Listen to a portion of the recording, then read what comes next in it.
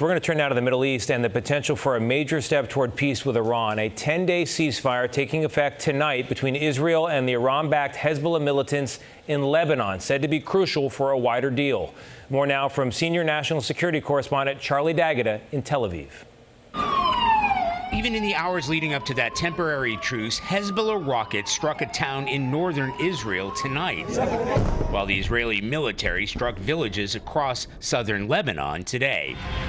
Lebanon's health ministry has put the death toll at more than 2,000 since fighting began.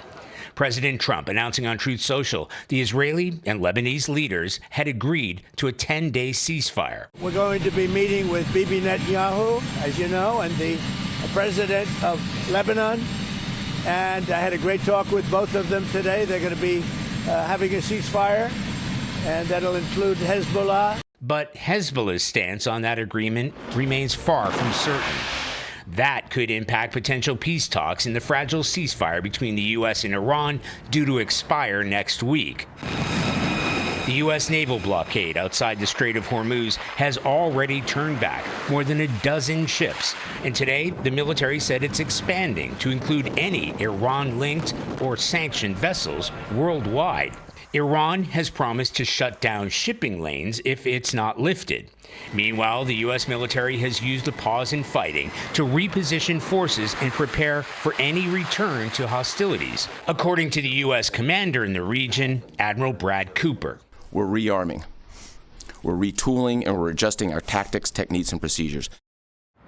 So the president said again today he was optimistic a deal could be reached and said another meeting between the United States and Iran could happen as early as this weekend. But he warned if a deal cannot be reached, the fighting will resume.